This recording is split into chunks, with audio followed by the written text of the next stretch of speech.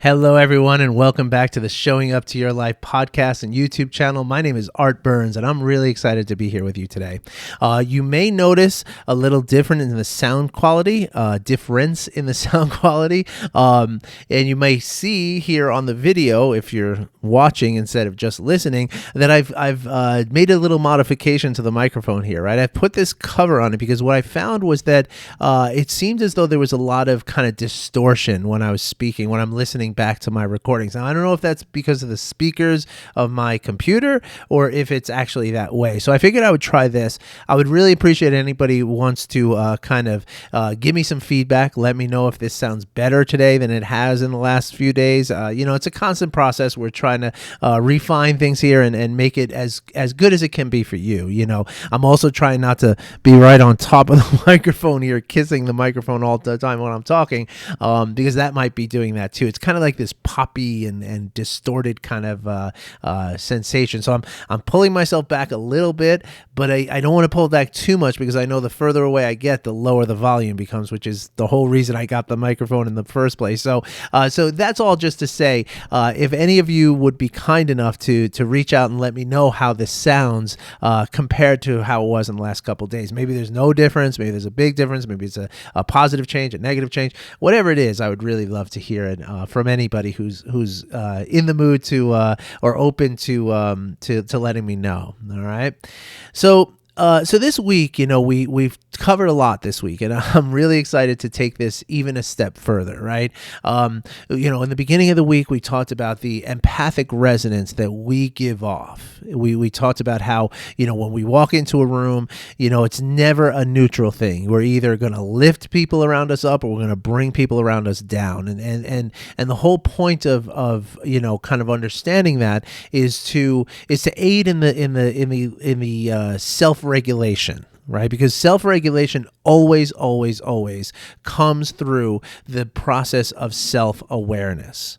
And so the idea is that the more we can be aware of those emotions that we're experiencing, on a really, kind of fine-tuned level, right? The more fine-tuned it is, the more we're going to have an opportunity to actually regulate ourselves in the present moment. And this is not how it usually happens for most people. For most people, regulation comes in the past tense, right? Like we look and, we may have, we have reacted somehow emotionally, right? And perhaps we've taken action that has some negative consequences. Maybe we slammed a door on someone, or we hung up the phone on someone, or we raised our voice, or we were just not kind to someone in some way. And then afterwards we say to ourselves, oh, wow, I should have regulated myself. Like, I feel bad about what I did there, right? And so the idea then is that, we want to try to get that process happening in real time, right, as it's happening.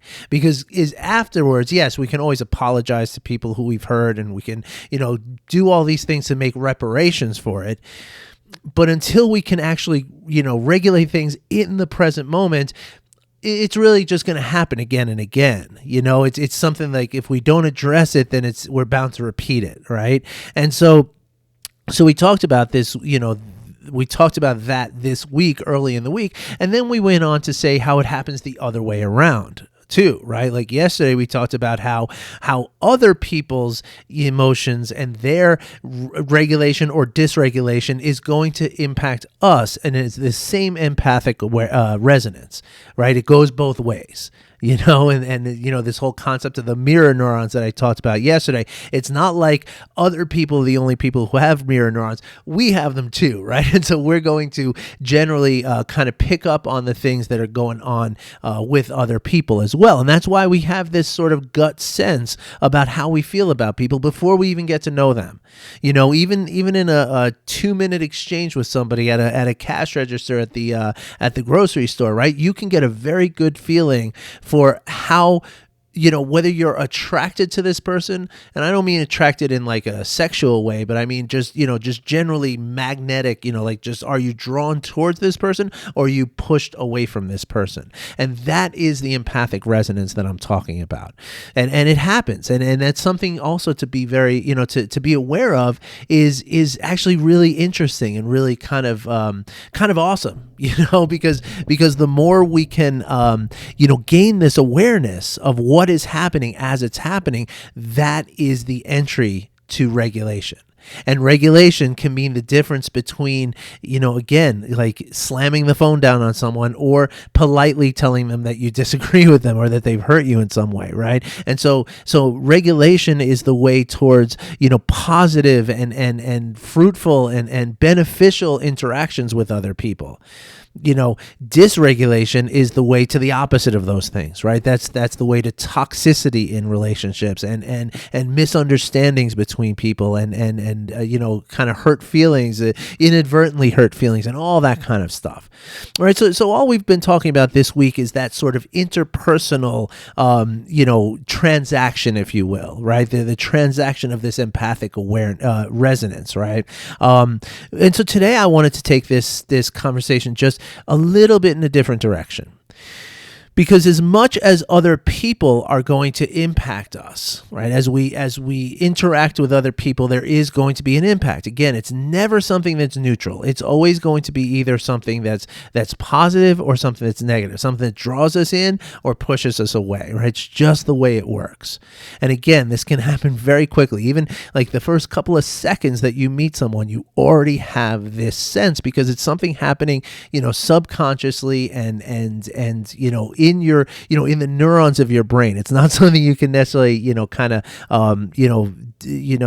of understand even. It's just something that happens, right? And so the same thing happens though when, let's talk about, as opposed to interpersonal, which is what we talked about for the first 4 days of this week. Today, we're going to talk about intrapersonal, which means like what's impacting us when we're not interacting with someone else. Right, just on our own. And to answer that question, right, we have to look at what it is that we're consuming. And this is a really important thing to understand because, it's just like I invited you yesterday to start to get a sense, to bring awareness and to kind of, be curious as to how people make you feel. Right, because that's what this is, right? When we talk about empathic resonance, it's not something that's a thought-based thing. It's a somatic, feeling-based thing. It's something that happens in our bodies, right? Even though it's happening in the brain, but the brain is part of the body, of course. But it's really manifests in something in here, in our body somewhere. Right. And if we pay attention to it and we kind of learn about, okay, this type of person, this person in my life makes me feel this certain way. Right. Now that information can be very positive for us or very helpful for us. Right. It can be something that tells us like either there's a relationship that needs to be repaired. Right. Because something is not jiving here. I am not feeling good with this person. Like every time I talk to this person, I get this, weird, stressy feeling. So, either now, if this is somebody that I can't, kind of remove from my life, maybe it's a coworker, maybe it's a family member, maybe it's somebody who's necessary to me on some level. Well, then I that's a sign that I need to repair the relationship. Or it could very well be that, this person is, toxic to me. And this is a relationship that I would be better off, kind of removing from my life. And if that decision is made on a conscious and compassionate level, well, there's nothing wrong with it. Right? And as long as you're not like mean about it and mean to yourself or to the other person, well, then it's all good. It's just, you're just not jiving for whatever reason. It could be you, it could be the other person. That doesn't really matter, But again, if it's somebody that you can't remove from your life, well, then this is the information that you have to actually fix the relationship, to work on the relationship for the betterment of both of you. So in the same way, right, we can talk about what I want to talk about today is we can talk in the same context about the what it is that we're consuming every day. Now that's, consumption can be, is a lot of things, right? Consumption is food. Consumption is, alcohol. Consumption is caffeine. Consumption is recreational drugs like cannabis or maybe some, psychedelic mushrooms and stuff like that. Consumption is also, your prescription medications even. Right? Like all of that is going to factor into what it is that your body is feeling. But not only that, that's the physical consumption that we're talking about, but then there's a whole wealth of what we're consuming with our eyes and our ears, which really means the media that we're consuming. Now, just like a toxic person in your life does not mean that you have to get rid of that person, right? There is a way to detoxify the relationship, right? There's a way to work on things to the mutual benefit of two people. And if even one of those two people approaches this situation with an openness, a compassion, a presence, an acceptance, and curiosity, well, then there's no reason why that can't be facilitated, right? With a little bit of effort and a little bit of understanding and a lot of patience, then any relationship can be repaired. It can be healed, just like your body can be healed. And to that point, right? Any recovery can happen, from what you've consumed, assuming it's not something that's very poisonous that kills you, of course. But I'm someone who was, I was a very, very, big time alcoholic for a long time. And with alcohol, as most alcoholics will tell you, it's never just alcohol, right? There's also lots of recreational drugs going on. And there's also, a lot. And of course that promotes, when you're not, when you're drinking a lot and you're indulging in that alcoholic behavior, you're also tending to eat not healthy, right? You're tending to eat greasy foods and you're eating in bars and stuff like that. And then of course you're also, leading a more sedentary life. So you're not doing the things that are good for your body and you're consuming all the stuff that is not good for your body. And therefore, the results are never really a very positive thing. And so the reason I share that with you today is because I want you to understand that no matter where you're at, right, it's not over. Right? Unless you're dead, we can always do something to improve what's going on. And I speak that from a place of experience, right? Because as I was an alcoholic, I developed some really heavy health issues, right? I had extremely high blood pressure for a long time. I was over 100 pounds overweight. I was not working out. I was really just in bad shape. And I say this quite a bit on these podcasts and YouTube videos that I'm convinced that if I hadn't learned the techniques that I did to help to work on myself, I would have been that guy at 48 years old having the widowmaker heart attack, and that, I look back on that and I'm like, wow, I'm glad I dodged the bullet for sure. But again, it brings me inspiration, though, because today I am in great physical health. In fact, I'm in the best physical health I've been since I was 18 years old, when I was a bike messenger in New York City, right? I mean, that's when I was in the best shape of my life. But now I'm in the second best shape of my life. Truly, my weight is just about, I've got the COVID, put on a few pounds during COVID here, but generally speaking, my weight is great. My blood pressure is perfect. My heart rate is great. I work out a little bit here and there. I ride my bicycle as much as I can. I do some push-ups every morning, but most importantly, I'm working on my nervous system and my mind. And so I'm just bringing that up to tell you that no matter where you are in your life, no matter how many bad habits you've had in your life, no matter how many, whatever consumption you've had, whether it's other people or foods or drink or media, it's never too late to turn things around. And I am living proof of that.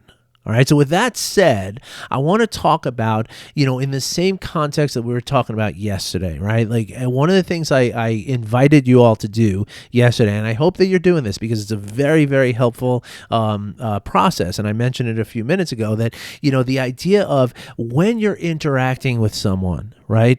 Noticing how your body is feeling as you're interacting with them. Now, and this is a practice in and of itself. Okay, because when we are, a lot of times when we're in conversations with people, right? Most people in the world, right? Not a few, not half, most people, like the overwhelming majority of people, when you're in conversations, right? People are not listening to each other to understand each other. What people are doing is listening for the break in the person talking so that we can jump in and give our point of view or our opinion or make our point in some way.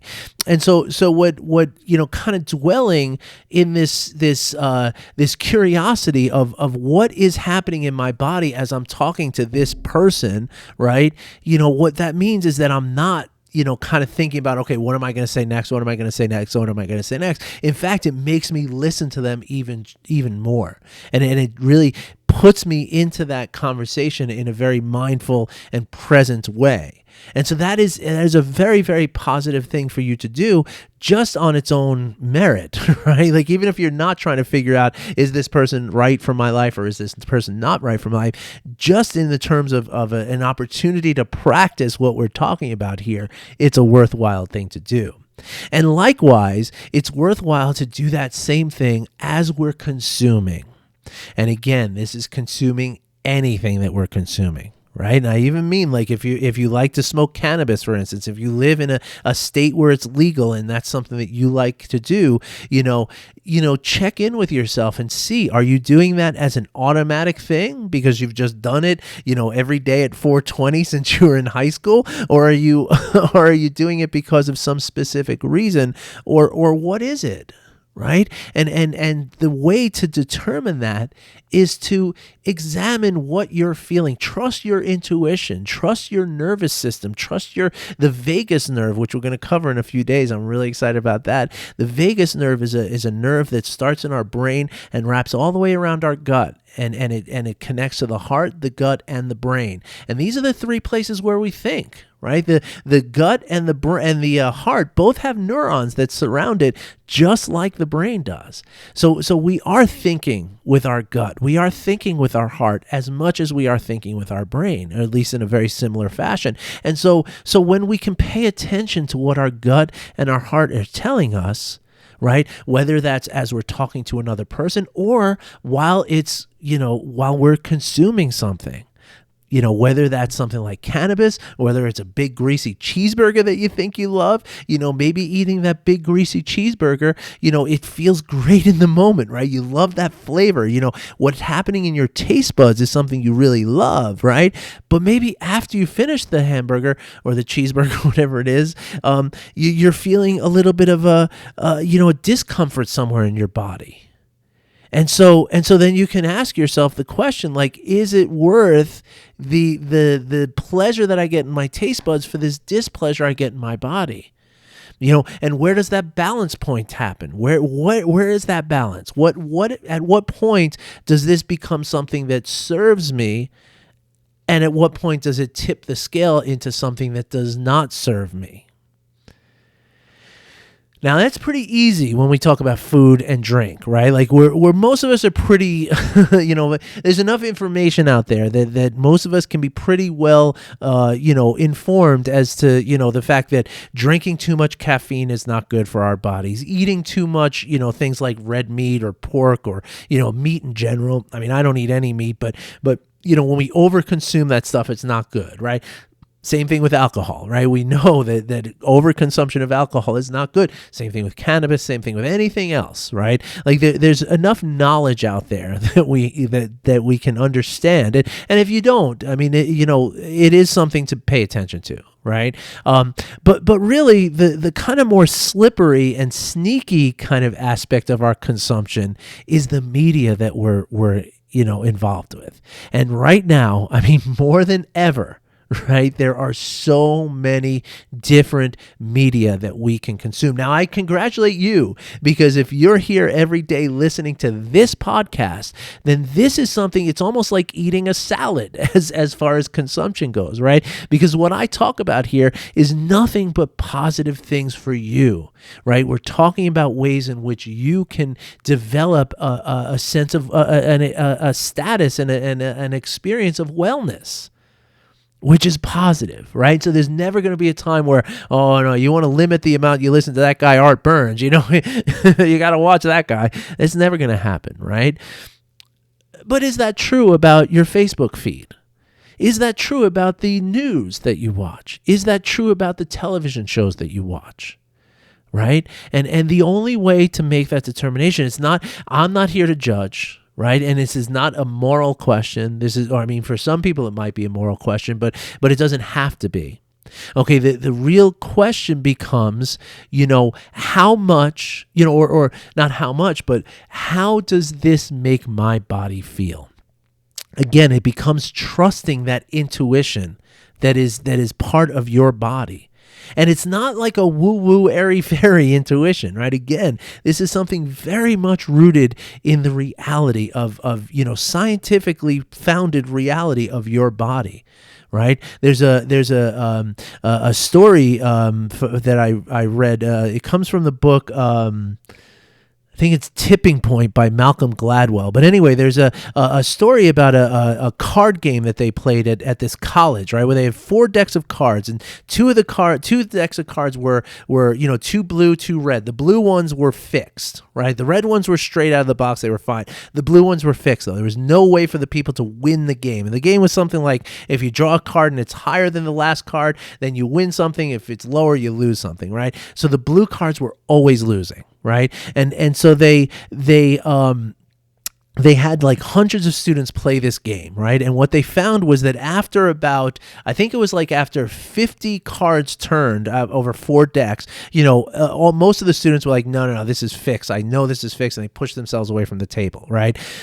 But they were also hooked up to a polygraph machine, right, which was measuring the moisture in their hands, right? Now, those sweat glands in your hands are not like the sweat glands in the rest of your body, in which they don't respond to heat. They respond to what's happening in your nervous system. And so after just 10 cards that these students were flipping, everybody's hands were sweating, and what they were doing was unconsciously they were favoring the red decks that were the normal decks, right? So it's a very real thing. There's this gut instinct that we have, and this is something that we can harness. We can learn to listen to our heart and our gut. And a great way to do that is with your media, specifically social media, right? Or not specifically, but certainly social media, okay? Because it does exist with the news and with television shows too.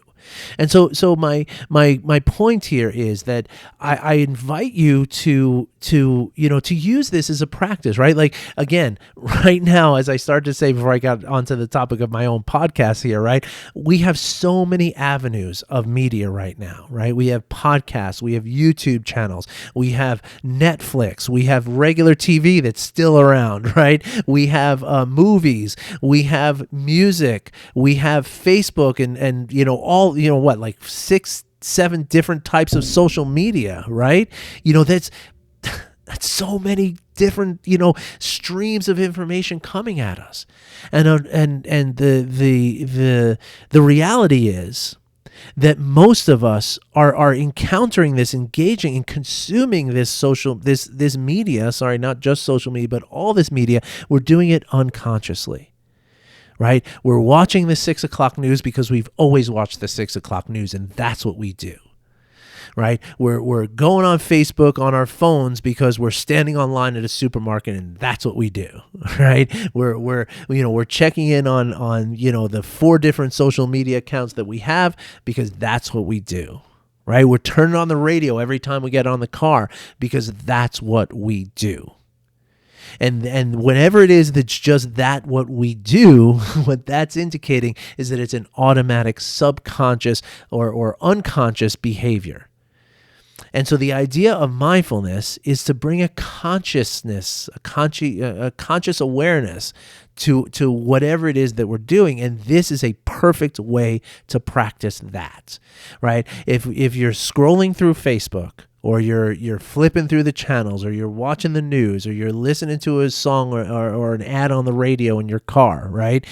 I'm inviting you now to check in with how your body is feeling when you're doing that thing, right? So for instance, it's easiest to describe it in terms of Facebook, because Facebook, I once heard somebody describe Facebook as it's like walking into a room with 200 people who just immediately start screaming for your attention.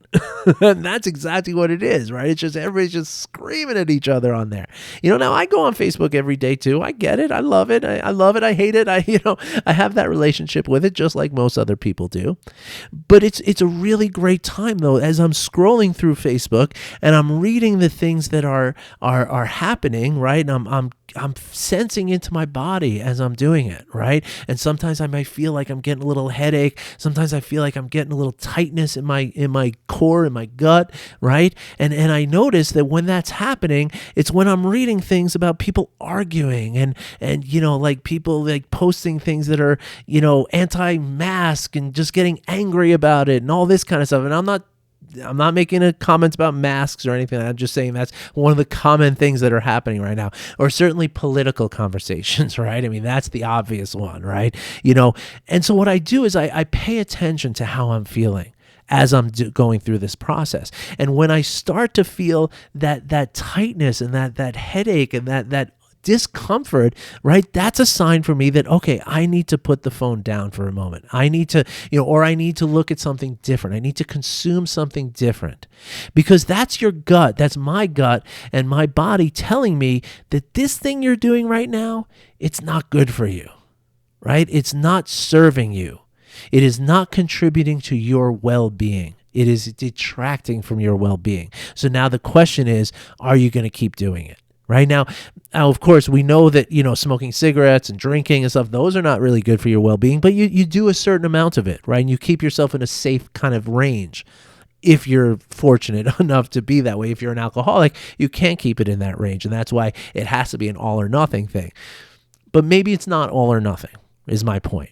So it's not to say that just because you feel that way on Facebook means you can't go on Facebook anymore. But what it means is that maybe there's different choices you can make about Facebook. Maybe there's certain other groups that you want to join. Maybe you want to fill your timeline with more, supportive and beneficial things for yourself. And that's what I've done with Facebook. Right now, my Facebook feed is almost entirely, it's either plants, it's parenting, or it's left-wing politics. Just because I just have a couple of friends who are really into the left-wing politics thing, and it's fascinating, some of the conversations. But anyway, that's the choice that I made, right? So I'm not engaging with just all these different people just arguing about, things, and I'm not watching people cook their dinners and stuff like that, because that didn't make me feel good, right? These things make me feel good. Right, looking at plants and looking at the other thing is vegan groups. I became a vegan about 8 years ago now, and so I see a lot of things from animal sanctuaries and people who are in my network who are about that kind of stuff, and so that's stuff that uplifts me. I'm not saying that it has to be for you, right? Like maybe that's not what your thing is, and that's okay. But the idea though is to find your thing and to consume those things that make you feel good. Not make you feel good in an intoxication way, but make you feel fulfilled. Right? And that goes for food, that goes for drink, that goes for alcohol, caffeine, recreational drugs, including tobacco, your media, and everything else. And again, it's an opportunity for practice, right? So just paying attention to how you feel as you consume whatever it is you consume, this is going to not only be a great practice to keep you present, to train your brain and your mind to be in the present moment, which is good for you, right? Which is beneficial to your well-being, but it's also a great source of information to say like, okay, every time I listen to this talk radio in the car, even though it's what I always do, it gets me into this bad mood. And do I want to be in a bad mood? Probably not. So now I can choose to turn the radio off, because that's the whole point, is that you always have the choice of what it is that you want to consume or what it is you do consume. All right, folks, I hope you found this interesting. And if you have any questions, as always, please feel free to write me or to, get a hold of me on social media or wherever. And I would be more than happy to hear from you, more than happy to answer any questions you have. But for now, I really do invite you to do this practice, because this is a great way to kind of sneak that into our lives, because we're always consuming something every day. And so by doing so mindfully, it's a way to train ourselves to be more present and therefore enhancing our well-being, not detracting from it. All right, everybody. Thanks for listening. Wish you well. Hope you have a great weekend. And on Monday, I'm going to talk about what we mean by the present moment, because it's a term that gets thrown around a lot and it's not necessarily understood. So I'm going to give you a great demonstration of what that is. I'm really excited about that. And then, I think towards the end of the week, next week, we're going to talk about the vagus nerve. And that's one of my favorite topics, especially because the way to stimulate your vagus nerve for your health is through compassion practices. Yoo-hoo! I'm so excited about that. All right, everybody, have a great day. Have a great weekend. I wish you well, and I'll talk to you soon. Take care.